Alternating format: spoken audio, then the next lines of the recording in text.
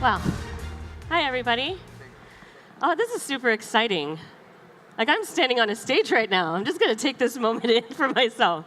So yes, I am Jenny Herald. I'm the Chief Product Officer of a company called Gtmhub. Firstly, I want to say I'm going to use a lot of emojis in my slides, and the reason for that is because I love emojis, and I really like the fact that one of them looks like me. It's amazing. Anyway, so today, we're going to talk about the not-so-secret sauce to growth. A lot of companies are under a great amount of pressure to grow. And here's the brutal reality, right? If you're not growing, it is likely that your company is on the decline. So we need to figure it out. Like, how are we going to continue to sustain our businesses? How are we going to continue to thrive in the market? How are we going to continue to deliver results to the customers where we have a promise that we are going to deliver to them, and we get stuck somewhere in the middle? How do we fix it, right? So I'm going to go through kind of two paradigms.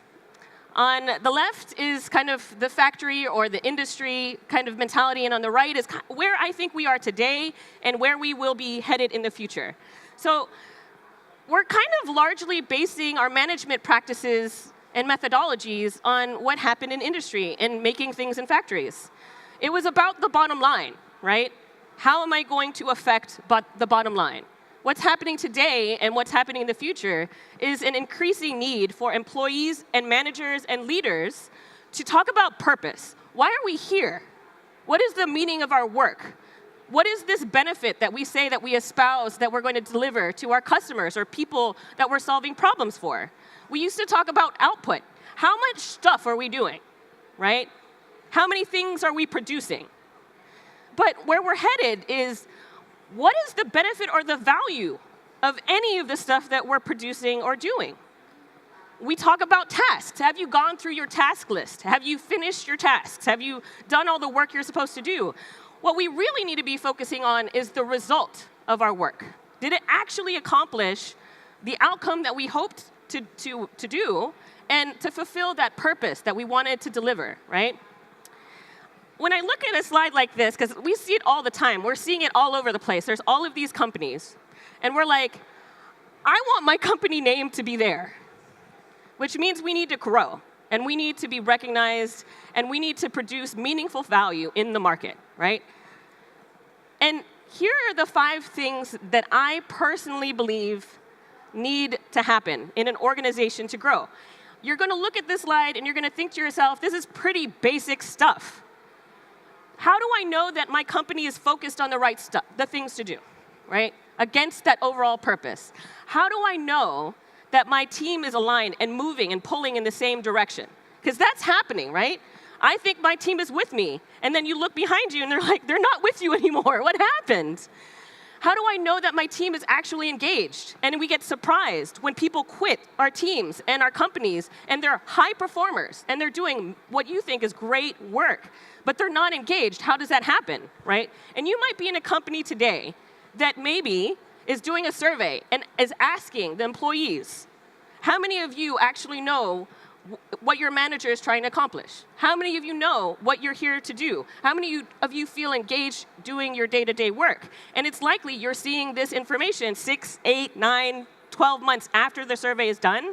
And by that time, maybe people have churned out of your organization, and you're not keeping up to date with managing, the work and the team. How do you know that you're being transparent enough that leaders and managers and people in your are open and transparent about what's working, what's not working? Are they afraid to ask questions when they're confused? Are things transparent enough? And I like to say not confusing enough for people to actually make progress, right?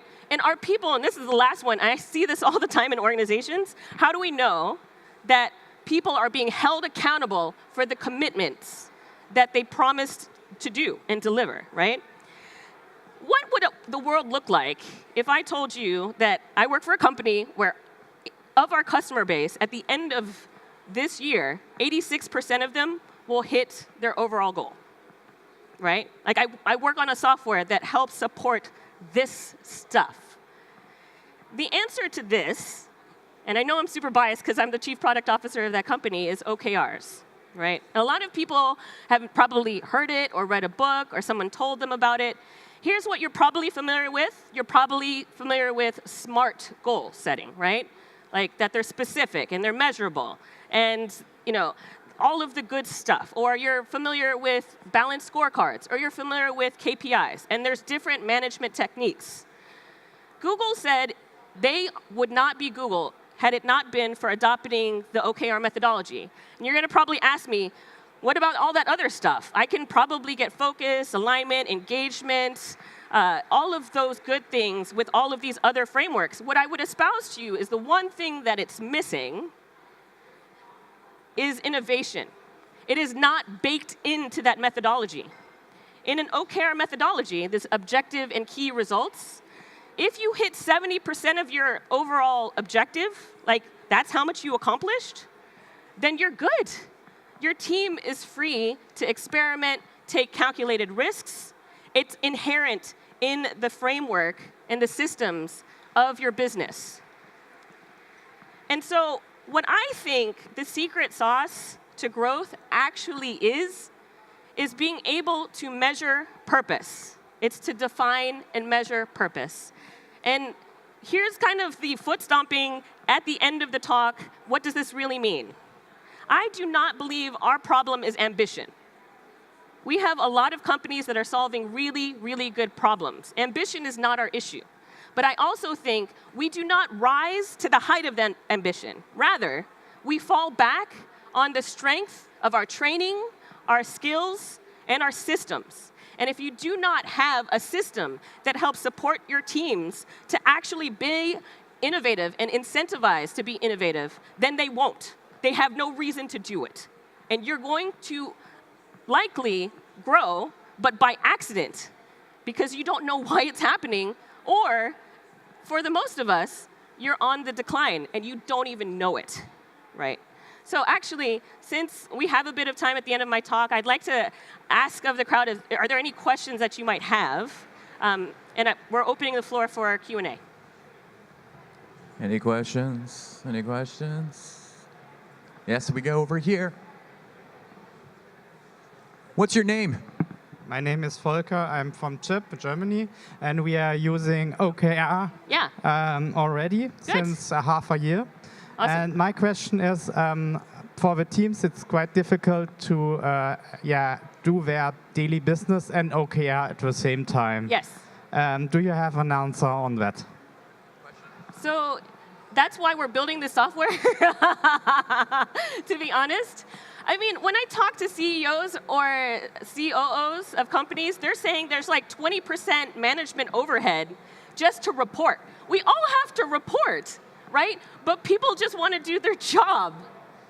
And so there needs to be a solution. That's why I'm here. That's what I build. But effectively, you need to do the work, right? And you need to be able to have a system in place that everyone understands is and willing to do because it's easy. That's the problem. The COO, the CEO, and any manager wants this data, but the rest of the team just wants to do their job. And you need to make whatever system you have in place lightweight enough so that they just need to enter in what's happening and why it matters and then get out of the way. Like that's the product that I'm trying to build is effectively that, because I understand that that's the dichotomy. But good question. Any other questions? This guy looks like he has a question. Rafael, stand up.